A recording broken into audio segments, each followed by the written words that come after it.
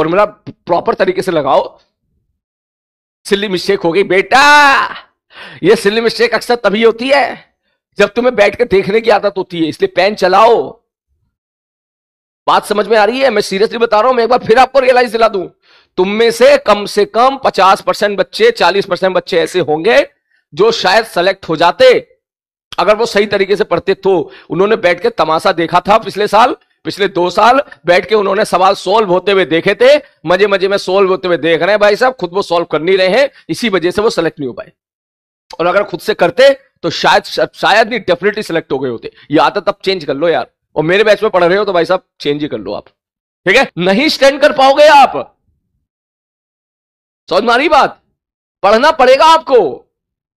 और अब तो जिस लेवल के जेईई मेंस का क्वेश्चन पूछे जा रहे हैं, आप कुछ छोड़ के नहीं जा सकते। आप ये समझ लो, बात मैं आपको पहले भी बोल चुका हूं।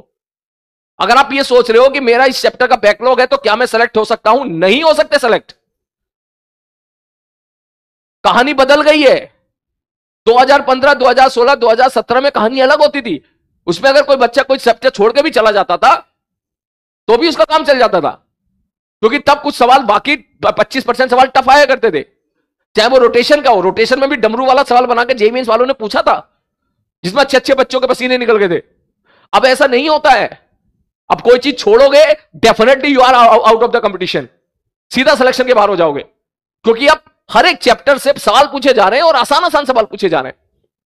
अगर टफ सवाल पूछा गया तो पॉसिबिलिटी है कि आपने चैप्टर नहीं पढ़ा और जो बच्चा सब पढ़ के गया है वो दोनों आप बराबर मार्क्स स्कोर करो या आप ज्यादा कर दो।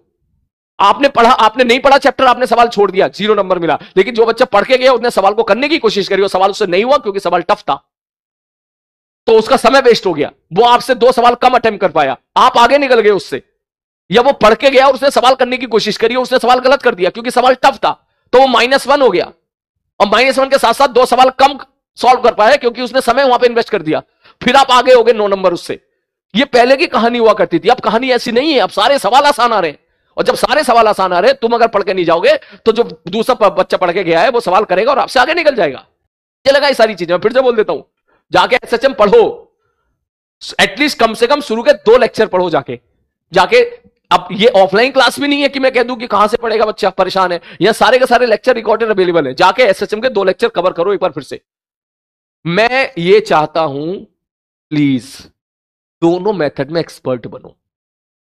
अगर मैंने अपनी क्लास का आधा घंटा इस चीज को दिया है तो आधा घंटा देने का यह मतलब है कि यह चीज इंपॉर्टेंट तो है। आप प्लीज शॉर्टकट ढूंढने की कोशिश ना करें। मुझे पता है इस बैच के कम से कम 60% बच्चे शॉर्टकट ढूंढने की कोशिश करते हैं, उनके अंदर वो कैपेसिटी पढ़ने की है नहीं, सीरियसली नहीं है, इसलिए वो एनालिसिस के अंदर घुसने की कोशिश करते नहीं है। वो दूर दूर से यार फॉर्मूला पता चल जाए, जिसमें वैल्यू पुट कर दे और मास्टर टप टप सवाल करा के दिखा दे, बस हमारा काम हो गया। वो खुद पेन लेके अंदर घुसने की कोशिश नहीं करते हैं। लेकिन जो बाकी पढ़ने वाले 40% बच्चे हैं, मैं उनसे बात बोलूंगा कि अगर मैंने यहां पर 30 मिनट दिए हैं एक आर्टिकल को, तो दैट मीन्स आपको वो सिंसियर तरीके से पढ़ना है। वरना 30 मिनट में मैं बचा कुचा वेव ट्रैवलिंग वेव भी खत्म कर सकता था, कि मैंने खत्म कर दिया सारा का सारा अभी, और कल ही स्टैंडिंग वेव स्टार्ट करके कल ही वेव ऑन स्ट्रिंग खत्म, और परसों साउंड के 2 लेक्चर खत्म, संडे तक साउंड खत्म। ये बात जितने बच्चों को अच्छी लग रही है, हाँ संडे तक साउंड खत्म, इसका मतलब वो पढ़ने वाले बच्चे नहीं है। उनको बस जल्दबाजी है, जल्दी जल्दी करा दो सर, कुछ भी करा दो, जल्दी जल्दी करा दो, चाहे घास काट दो, कुछ भी करा दो। मुझसे ऐसा नहीं हो पाएगा बेटा, बात समझ में आ रही है? मुझसे ऐसा नहीं हो पाएगा। कुछ बच्चे कर पा रहे हैं, खैर ऐसा नहीं है, कुछ बच्चे कर भी पा रहे हैं, उनका निकल रहा है। मेरा सीरियसली मुझे अच्छा नहीं लगा यार, सीरियसली